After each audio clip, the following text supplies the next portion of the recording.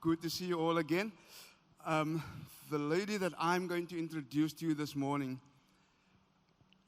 Thea Calitz. She is born and bred KZN girl. Same, she supports the Sharks. But Thea, the fantastic thing about this, I've only met Thea physically, personally, yesterday for the very first time, but we've known each other for a very long time via EXP World, via our interaction as EXP colleagues. And that's what Andrew Thompson always talks about, EXP World, we connecting the unconnected. Now, Thea started her real estate career 27 years ago, and here she is today. Thea, please come up onto the stage and tell the people your fantastic story. People, Thea Calitz.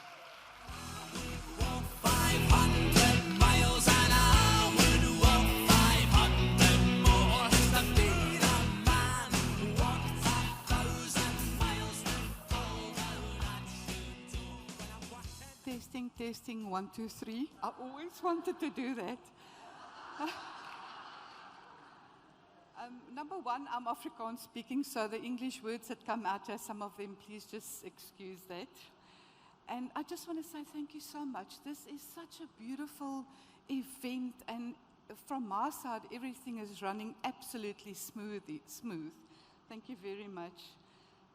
Sometimes I have to put my glasses on. Yeah, I don't know about everybody here, but I think every single one of us at some stage of our lives wanted to be our own boss, to just do the things that you want to do, spend time with the people that you love, and yeah, just do your own thing when you want to do it. And not all of us get the opportunity to do that. My estate agent career started in a very unexpected way. In 1987, I was only 23 years old, and my son fell very ill. He landed in hospital, and he was born with Treacher's-Collins syndrome, and they thought it was part of the syndrome, and that's why he landed in hospital. But in the meanwhile, it was actually an abscess on the lung, and it had burst, and he was drowning in his own fluids, and he went to hospital. They did a huge operation on him, and it was all for nothing. That wasn't what was wrong with him. They ended up doing the operation, lungs, and a long story, but he was in hospital for just over a month, and the first 2 weeks of that month, every single day the doctor would say to me, "We do not know if he is going to make today." So that was really a terrible, terrible time. My daughter was only 16 months older than him. She was only 29 months old. And he was in hospital 300 kilometers from home. So on the weekends, I obviously stayed in Pretoria where he was. And over weekends, my husband would come down and with my daughter, Chanel. And Sundays was hectic because they would go home and she would be crying to stay with me, and she just couldn't do it. And at that stage, I actually realized how little time I am giving to these kids that really deserve my time. And yeah. So when I was working at the bank, you get home late in the afternoons, you spend little time with them because you have to cook and clean home, and you've got a husband to tend to, and the children just what they need from you. But at any rate, so Dewald was on the road to recovery, and when we got back to Petersburg, I resigned from the bank. What happened is, while I was in Pretoria with Dewald, the people where I stayed for that time when he was in hospital, one morning early I got up, the dad was also visiting, and I got up and he was sitting at the kitchen table having coffee. So I joined him, and we started talking, and it ended up that he was his real estate agent in St. Lucia, KZN, Steve. He was a real estate agent there, and the more he spoke, the more I realized, but this is actually what I want to do. This is the life I want. It sounded so amazing. So I got back to Petersburg and I resigned, and I started with a small company in Petersburg, and my first week that I was in the property, I sold a property. I took the people out to have a look at this house, and when we came outside, I thought, what now? I don't know how to do this. And I just looked at them and I said, do you want the house or not? And they said, yes. So I signed on my bonnet of my car, I signed my first OTP, and up to today, I love doing it there because it's always relaxed. It's close to the house that they want to buy, and yeah, so even today, I still often do it on my bonnet of my car.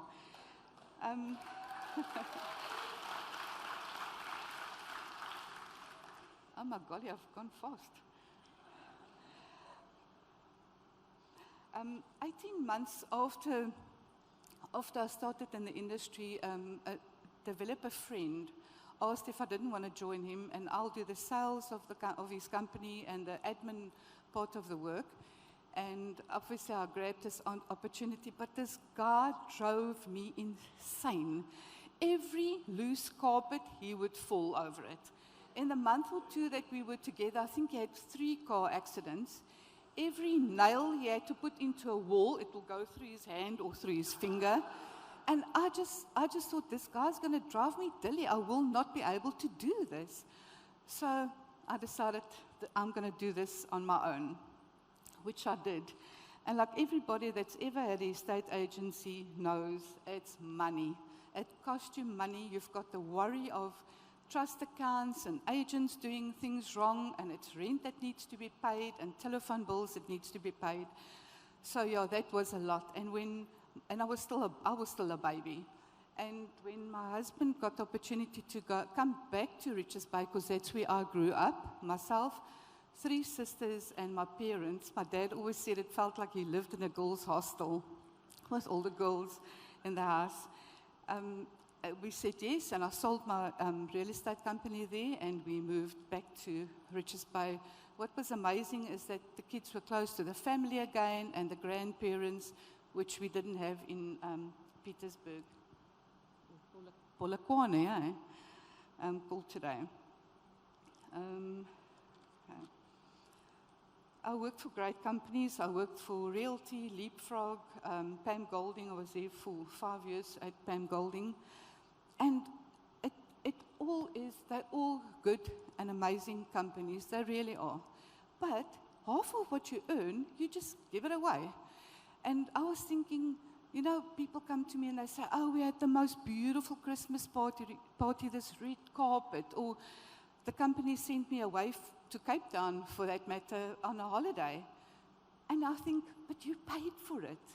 You paid for it out of your pocket. You gave them half of what you're earning. So, yeah, to me it was at one stage or another, I just thought, I need to make a difference. And I was doing this course with Steve, and I got a call from Steve one day, and he said to me, he was trying to tell me about EXP, and then he said to me, but you work for so-and-so, and I'm like, yeah.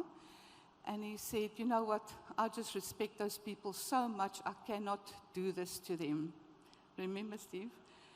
And anyway, so being an inquisitive lady, 2 days later I phoned him and I said, I want to know the story, tell me. So he told me the whole story, and I didn't even, by the time I put the phone down, I knew exactly what I was going to do. It just took me 2 days guts to walk in and actually resign from them, because these were people that I had a 10-year relationship with. We came from Pam Golding to Leapfrog, and I really, really love them. Even today, they are some of my heroes, the 2 of them. And anyway, so I resigned, and I started my journey with EXP, and that has been the best decision of my whole life. I cannot imagine that people don't want to do it. If people actually listen to this and they don't do it, I think, like, you're stupid. Are you stupid? How can you not? How can you not want to do this?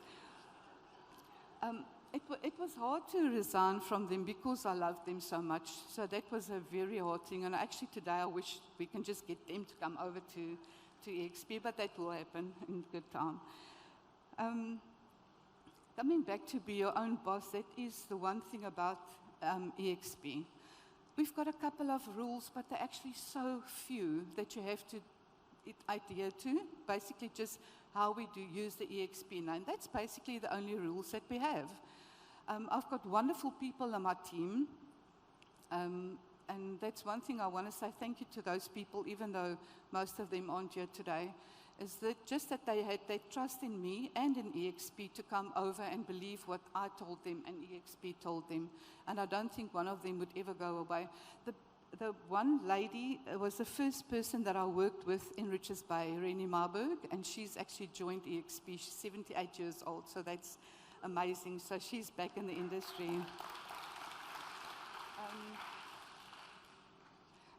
And the other thing about EXP is the fact that we have global backing. I mean, you don't have an office, so I don't have to worry about rent or electricity or telephone bills or worried about what an agent does. That's not our problem, although you still feel like you've got a group of people that you can help and absolutely change their lives. That is the one thing that's amazing, and nobody can argue about that with EXP.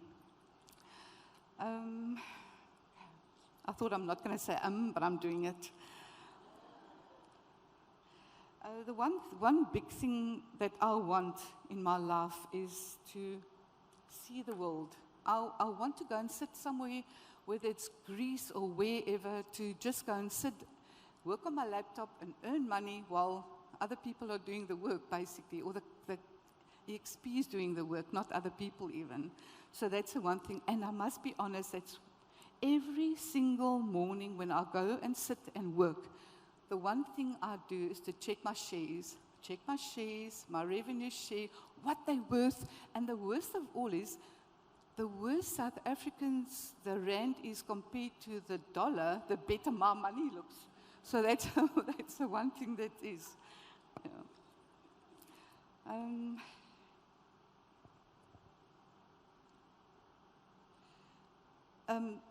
I think lots of people think that we as EXP, because we work in the cloud, are very isolated, and that is the furthest thing from the truth.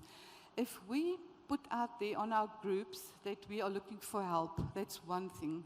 2 minutes and you have your telephone ringing or WhatsApp coming through of somebody that wants to help. The collaboration is absolutely amazing. I think every single person here that's at EXP already can vouch for that.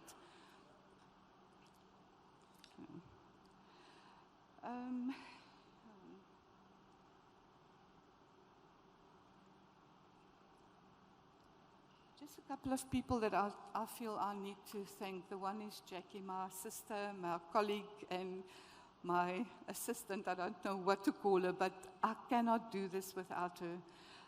Jackie and I are such opposites, and that's exactly why we make a good team. That what I'm bad at, and there's a lot she's good at, and vice versa. And then obviously, my daughter who does my bonds, my son whose fault it is that I'm doing what I am doing. And then Steve, that you are amazing with keeping us as a family with your group together. And just, I think if it wasn't for you, we would not have been as close as we are. Andrew, I can't see Andrew, but 900 agents, and if you phone him, he answers his telephone. There you go.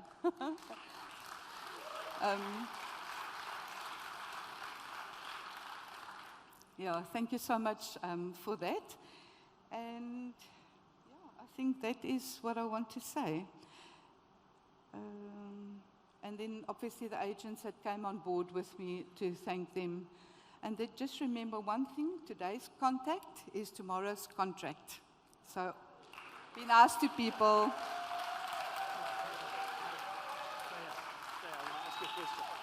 Was that amazing? Thank you, Thea. Well done. Okay, so Thank you. I've got a question for you. You are a very productive agent. Okay, so Thea's one of the capping agents in the country. She does very well in Richards Bay. But you've also caught a vision for the revenue sharing side and building a team. So now you're looking into the next 12 months, how are you thinking about structuring your time between sales and doing well in sales and then building your revenue share team? Talk us through a little bit about your plans. I must admit that at some stage I actually was struggling with a balance between the two. But also with having an assistant, that helps a lot. Jackie does like the PropCon thing. She gets all that done. And I just think socializing, telling people your story. Oh, I forgot something. I actually capped in December, but by accident, the attorneys paid my commission back to the seller instead over to EXP. So to me, it was horrible because I didn't worry about the money as much, although 96% is absolutely amazing. I just wanted to be a capping agent. And my new year started in April, the 1st of April. And the great thing is, on paper, I'm already capping.